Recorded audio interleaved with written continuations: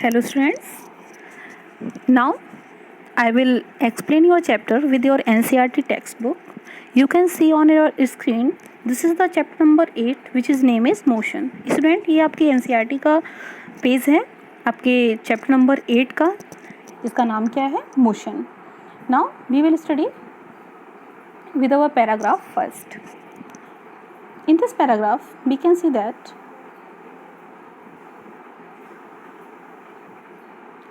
in everyday life we see some object at rest and other in motion. Student हम अपनी प्रतिदिन की दिनचर्या में ये देखते हैं कि बहुत सारे ऑब्जेक्ट रेस्ट में हैं और बहुत सारे ऑब्जेक्ट मोशन में हैं. बर्ड्स फ्लाई, चिड़ियाँ उड़ती हैं. फिश स्विम, मछलियाँ तैरती हैं. Blood flows through the veins, blood veins में बहता है, आर्टरीज में बहता है. And car moves. Atom and molecules, planets, stars and galaxies are all in motion. ये सारी चीज़ें हमको किस में नज़र आती हैं? मोशन में नज़र आती हैं. We often perceive an object to be in motion when it is position changes with time. You can see that this is the definition of your motion. कि अगर हमको कोई ऑब्जेक्ट, परसीव मीन्स होता है दिखना, प्रतीत होना. Okay student. सो अगर हमें कोई भी ऑब्जेक्ट पोजीशन को बदलते हुए नज़र आता है, इट मीन्स टाइम के साथ अगर कोई ऑब्जेक्ट अपनी पोजीशन को बदलता है तो हम क्या कह सकते हैं? It is in motion. Okay. However there are the situation where the motion is inferred. कुछ सिचुएशंस ऐसी होती हैं जिसमें मोशन का डायरेक्ट एविडेंस मिल जाते हैं. डायरेक्ट एविडेंस इट मीन्स जो हम देख कर कह सकते हैं कि हाँ ये ऑब्जेक्ट मोशन में है. For example moving car, flying birds, blowing wind. Okay student, but some situations are types of the indirect motion. Indirect motion it means हम कह सकते हैं कि the motion of the particles in a solid. क्या आपको solid के अंदर जो particles हैं वो कभी भी आपको मूव करते हुए नज़र आते हैं? नहीं आते. So for example we infer the motion of air. हम हवा के मोशन को देख नहीं सकते बट हम उसके मोशन को ऑब्ज़र्व करते हैं. ऑब्ज़र्व कैसे करते हैं? हमें कैसे पता चलता है कि हवा चल रही है? हम हवा को देख नहीं सकते बट हम हवा के द्वारा हुई एक्टिविटीज़ को ऑब्ज़र्व कर सकते हैं. For example movement of dust, धूल का उड़ना. अगर हमारे सामने धूल उड़ रही है, मूवमेंट ऑफ द लीव्स, पेड़ों की पत्तियों में अगर मूवमेंट हो रहा है. ब्रांचेस ऑफ द ट्री, अगर पेड़ों की ब्रांचेस जो हैं वो अगर हिल रही हैं, हमें हवा के कारण जो भी चीज़ें मोशन में नज़र आती हैं उनको सबको हम परसीव करके ये बोल सकते हैं कि हवा चल रही है. It means air is in motion. Okay student. What cause the phenomenon of sunrise, sunset, changing of season. ऐसे कौन से फिनोमिनॉन्स हैं जो सनराइज़ में मदद करते हैं? या फिर कह सकते हैं सनराइज किसके कारण होता है, सनसेट किसके कारण होता है, चेंजिंग ऑफ सीजन्स, ऋतुएं किसके कारण बदलती हैं, is due to motion of the earth. ये सारी चीज़ें, sunrise, sunset and changing of season, it is due to the motion of the earth because our earth always be in motion. It is true. Why don't we directly perceive the motion of the earth. ये true है कि हम अर्थ के motion को direct perceive नहीं कर सकते. क्यों?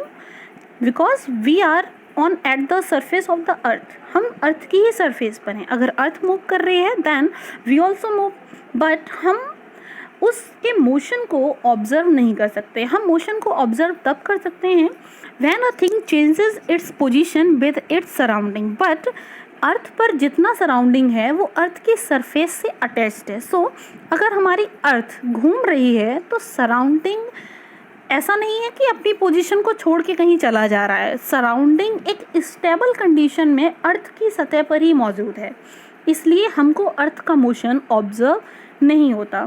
टेक एग्जाम्पल, एन ऑब्जेक्ट में moving, an object may appear to be moving for one person and stationary for the other. एक ऑब्जेक्ट मोशन में तब हमको दिखता है जब एक चल रहा हो और दूसरा ऑब्जेक्ट या उसके आसपास के ऑब्जेक्ट कैसे हों, स्टेशनरी, इट मीन्स रुके हुए हों। For example the passenger in a moving bus, किसी बस में बैठे हुए passengers, road side trees appear to be moving backward, जब किसी बस में कोई पैसेंजर्स बैठे हुए होते हैं और बस मोशन में होती है। फॉर एग्जांपल अगर आप किसी बस में या कार में बैठकर कहीं जा रहे हैं तो आप जा रहे हैं बट आपको खिड़की के बाहर ऐसा ऑब्जर्व होता है कि रोड साइड खड़े हुए ट्री वो बैकवर्ड डायरेक्शन में मूव कर रहे हैं। हमको पेड़ पीछे जाते हुए नज़र आते हैं, रोड पीछे जाती हुई नज़र आते हैं, फील्ड पीछे जाते हुए नज़र आते हैं। ऐसा क्यों? क्योंकि उस समय आप एक स्टेबल सीट पर बैठे हुए होते हैं और आप अपने आप को ऐसा महसूस करते हैं कि वी आर इन रेस्ट।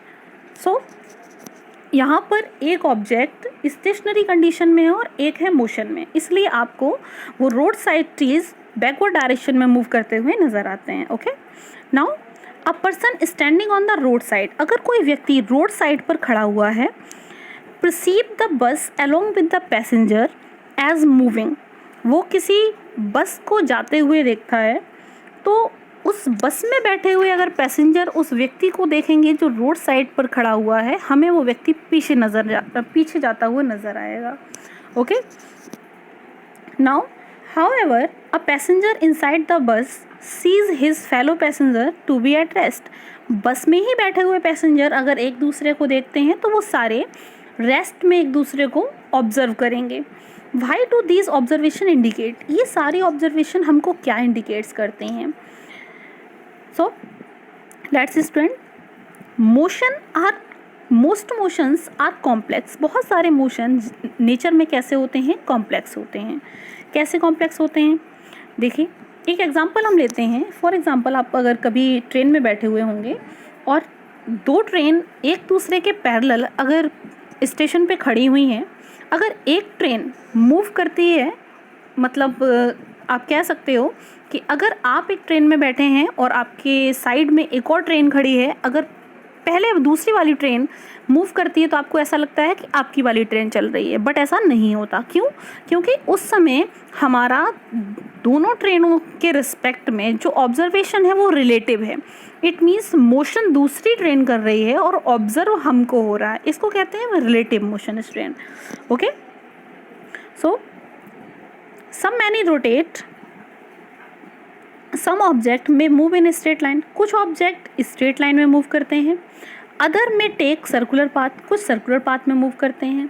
सम में रोटेट एंड फ्यू में अदर वाइब्रेट, कुछ रोटेट करते हैं और कुछ वाइब्रेट करते हैं। These are the types of the motion. It means motion में भी स्ट्रेट लाइन, मोशन में भी इन सर्कुलर पाथ, मोशन में भी इन रोटेशन, मोशन में भी in vibration. Okay student, there may be situations involving a combination of these.